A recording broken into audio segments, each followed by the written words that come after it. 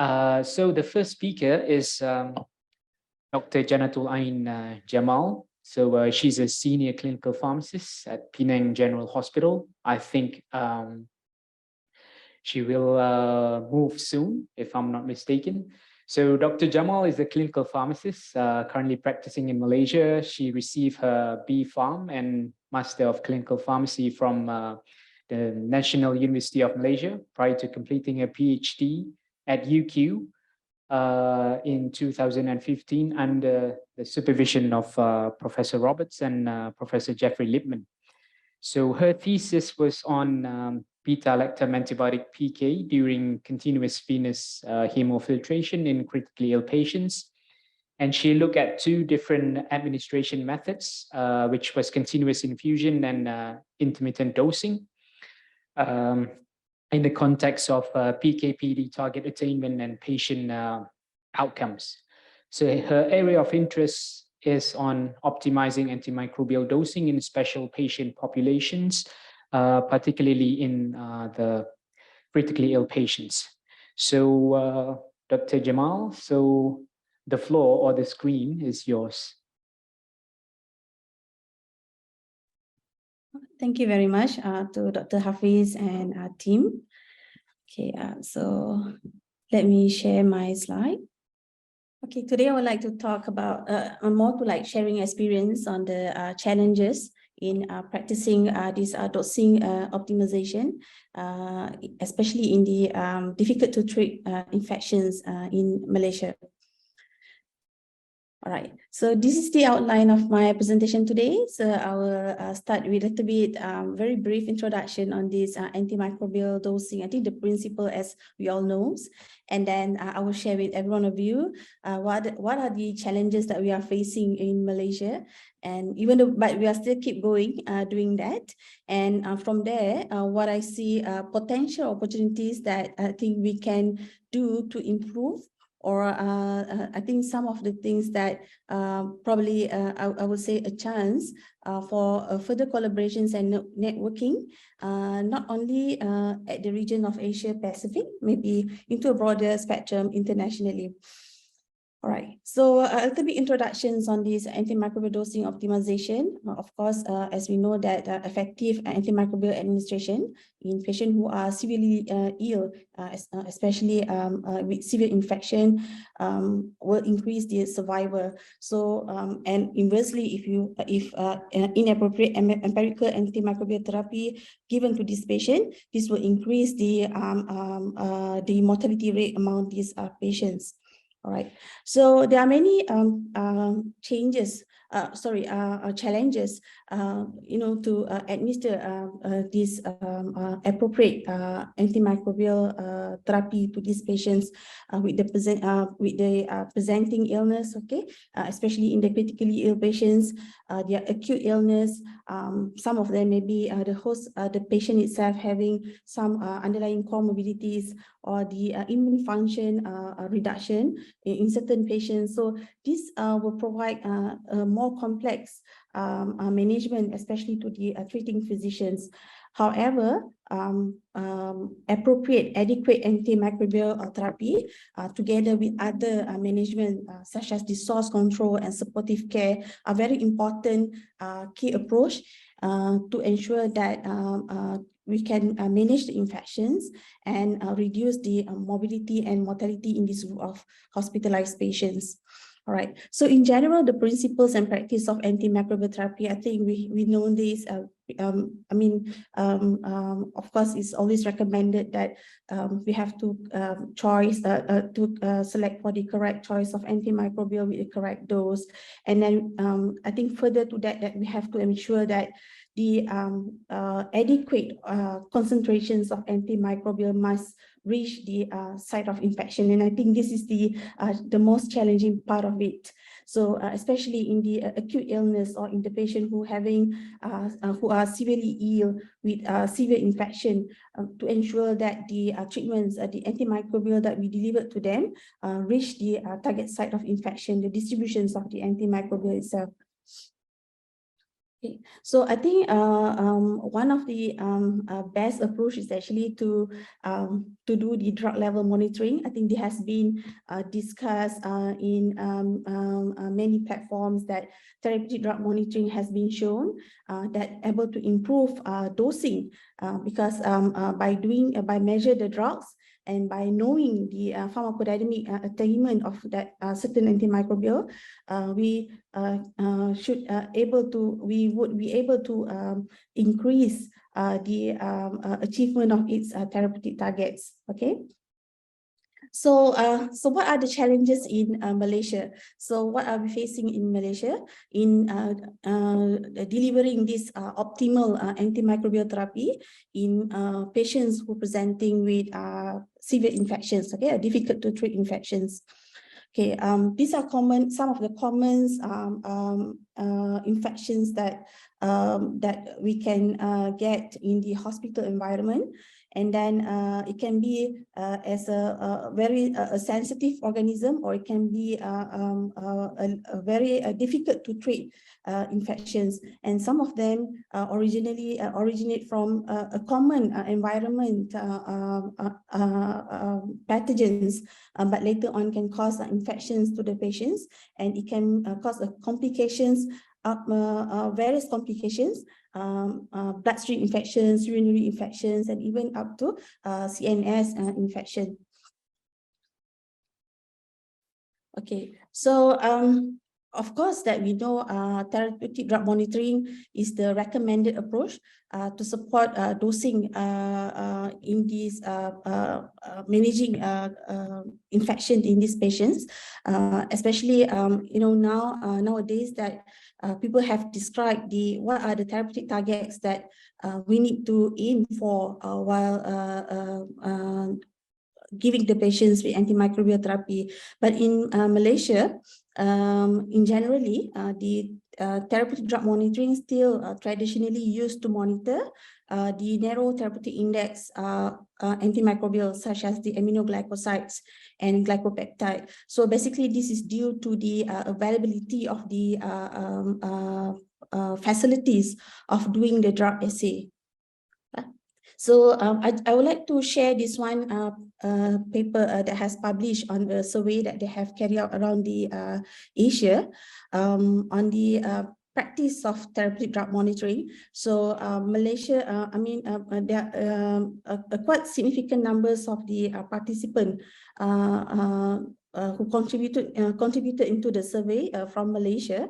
So in general, from the study, they spell out some of the barriers in terms of implementation of therapeutic drug monitoring in Malaysia, including the lack of funding, okay, equipment, lack of clinician interest or cooperation, and then lack of expertise, and then even it described that a lack of expertise, such as using sophisticated dosing software as nowadays that we know is something that is common in Asia, which is also I think is one of the issue in Malaysia. So this is looking at the type of a common antimicrobial that being monitored in across the countries that participated in the survey. So in Malaysia, as you've seen that, as I mentioned previously, that generally the therapeutic drug monitoring focusing more on the aminoglycoside and as well as the glycopeptide. And I think more recently there's an effort of doing a bit on antifungal in a small scale still. And then I think there's a few university-based center that try to do drug measurement like cholesterol, but I think still required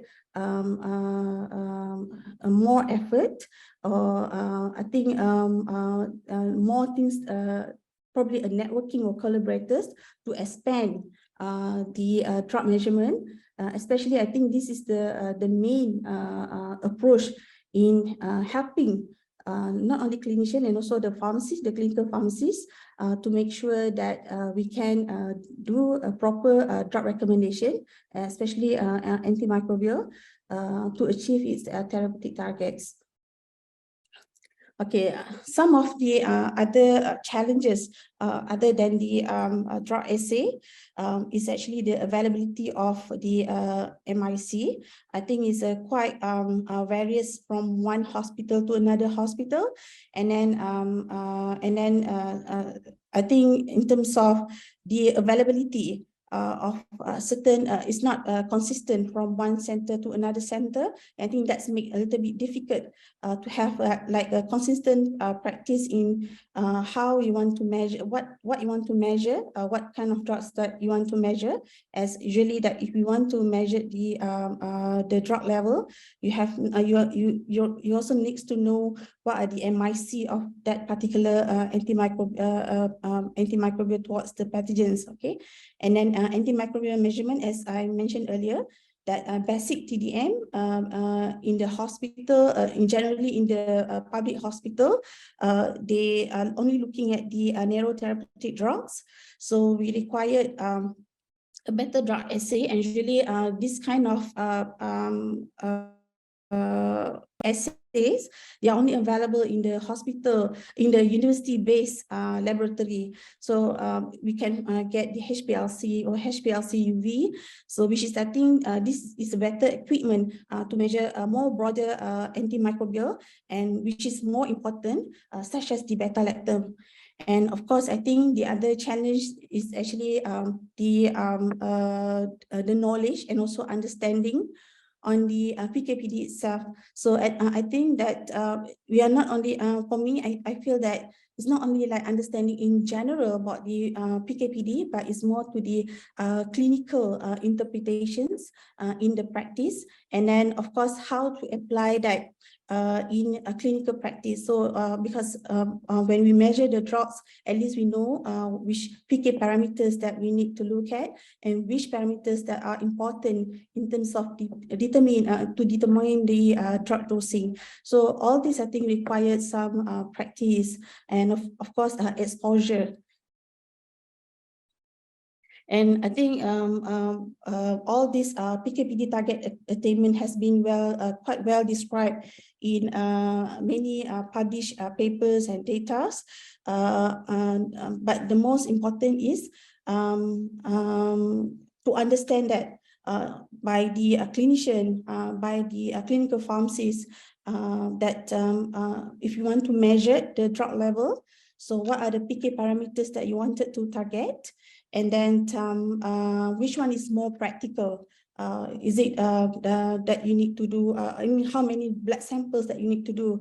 And then of course, it has to always correlate with what MIC that you wanted to target. So this kind of knowledge, I think in practice, that I think required more training among the those practicing. Okay. I think in addition to that, another complexity or another things that I would say inconsistent is actually for those patients who are receiving organ support, especially, for example, the renal replacement therapy. So in Malaysia itself, we have conducted previously just looking at the ICU to see how various it is in terms of practice that we can find even within the ICU setting, among major ICU across Malaysia, that we can see there are various settings in terms of the way they give renal replacement therapy. And this is, I think, another complexity. So because of this, that you can see that from one hospital to another hospital, there will be various ways in terms of how people look at to give dosing. There was not a standard way, because the approach to renal replacement therapy is quite variable.